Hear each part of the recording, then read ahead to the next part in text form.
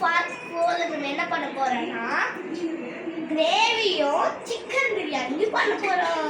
வாங்க பண்ணலாம். Hi, my name is மாசு. நான் பிரியாணி செய்ய போறேன்.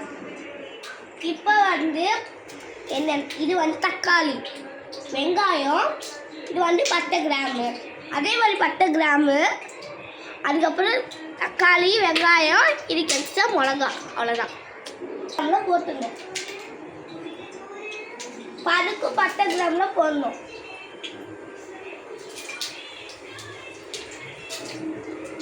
பிரியாணி நான் போடுவேன். இப்போ நல்லா வணங்க வருங்க. வெங்காயம் மிளகாவும் பிரியாணிக்கு. நாங்கள் பிரியாணிக்கு வெங்காயத்தையும் மிளகாயும் போடணும். நான் இப்போ கிரேவிக்கு போட போகிறேன்.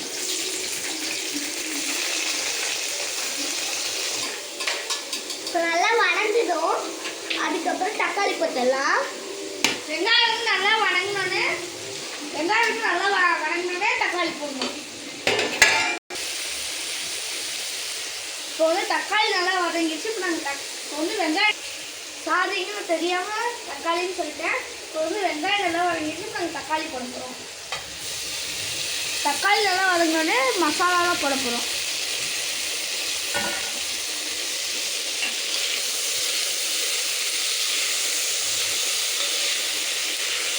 நல்லா வதங்கணும். இப்போ நம்ம வந்து பொறுமையாக நல்லா வதங்கினதுக்கப்புறம் நம்ம வந்து இஞ்சி பூண்டு பேஸ்ட் இதெல்லாம் போடுவோம்.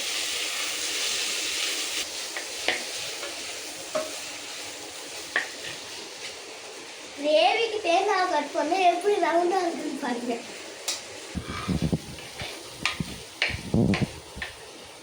பாருங்க, இஞ்சி பூண்டு பேஸ்ட் போட ஏன் க்ரீன் கலராக இருக்குன்னா புதினாவும் கொத்தமல்லியும் போட்டு அரைச்சிருக்கோம்.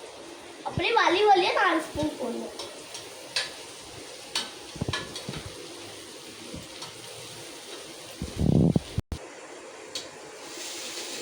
போட்டாச்சு. இப்போ நல்லா வளங்க வரணும். இப்போ வந்து நான் வந்து 4 ஸ்பூன் இஞ்சி பூண்டு பேஸ்ட் போட போகிறேன்.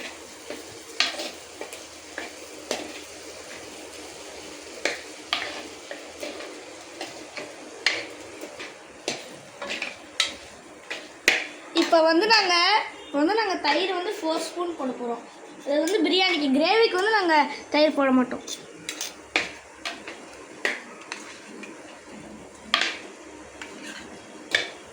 வந்து 3 ஸ்பூன் போட்டாச்சு. 1 ஸ்பூன் போடணும். இப்போ வந்து பேஸ்ட் போட்டு நல்லா வதங்கிடுச்சு. இப்போ கறி தான் போடுவோம்.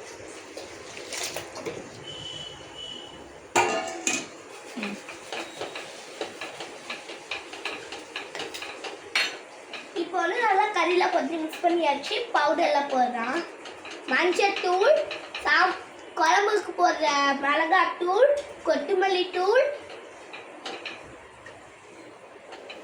சீரகம், உப்பு,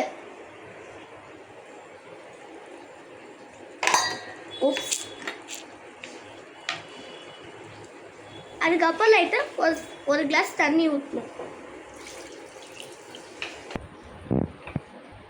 பாருங்க, எல்லாம் ரெடி ஆயிடுச்சு. நல்லா கறியை வேக விடுங்க. மிக்ஸ்லாம் பண்ணாதீங்க. அதுக்கப்புறம் கொஞ்ச நேரம் கழிச்சு நம்ம தேங்காய் அரைச்சி ஊற்றிலாம். அதுக்கப்புறம் கிரேவி ஃபினிஷ்.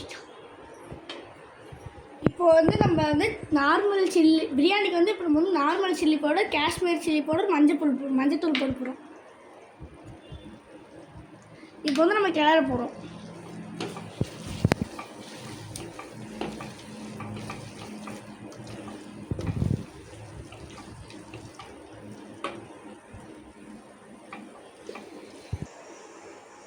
இப்போ வந்து நம்ம வந்து பிரியாணிக்கு சிக்கன் போட போகிறோம். அடுத்தது நம்ம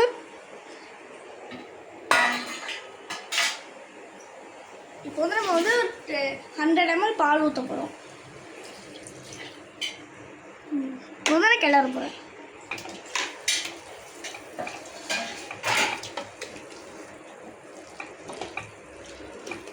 கொஞ்ச நேரம் கிளறி விட்டு அதுக்கப்புறமா இன்க்ரீடியன்ட்ஸ் போடணும். சில இன்க்ரீடியன்ட்ஸ்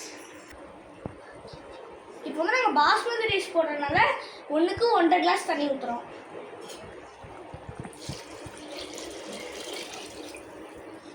அதுக்கப்புறமா நாங்கள் உப்பு போட்டு உப்பு போட்டு கொஞ்ச நேரம் கிளறி விட்டு உப்பு காரம் பார்த்துட்டு அதுக்கப்புறம் ரைஸ் போடுவோம்.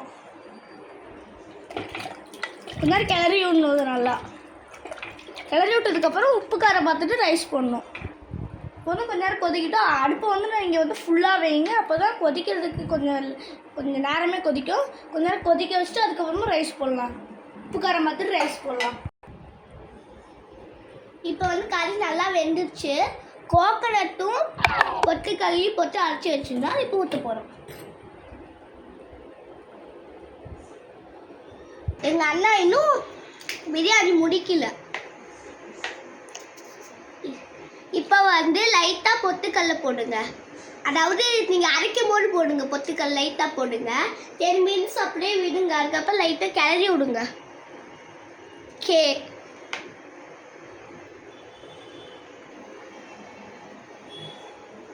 இப்போ நல்லா கொதி வந்தோடனே எடுத்து நீங்கள் சாப்பிடலாம். இப்போ வந்து நாங்கள் பாஸ்மதி ரைஸ் போட்டோம். ஒரு 2-3 விசில் வந்தோடனே நீங்கள் வந்து குக்கர் மூடி போட்டு நீங்கள் 2-3 விசில், சாரிங்க தெரியாமல் சொல்லிட்டேன், குக்கர் மூடி போட்டோடனே 2-3 விசில் வந்தோடனே நீங்கள் வந்து கீழே எடுத்து அடுப்பு ஆஃப் பண்ணிட்டு கீழே எடுத்து வச்சிடலாம். குக்கர் மூடி போட்டு போட்டேன். இப்போ வந்து 2-3 விசில் வந்தோடனே நீ கீழே இருக்க வச்சுட்டு கொஞ்ச நேரம் வச்சுருந்து ஓப்பன் பண்ணி சாப்பிட்லாம். இப்போ வந்து 10 மினிட்ஸில் பிரியாணி ரெடி ஆகிடும். கிரேவியும் ரெடி ஆகிடும். இறக்கி வச்சு நம்ம சாப்பிடலாம். Like, share and subscribe. Bye bye. Part 5 பார்க்கலாம்.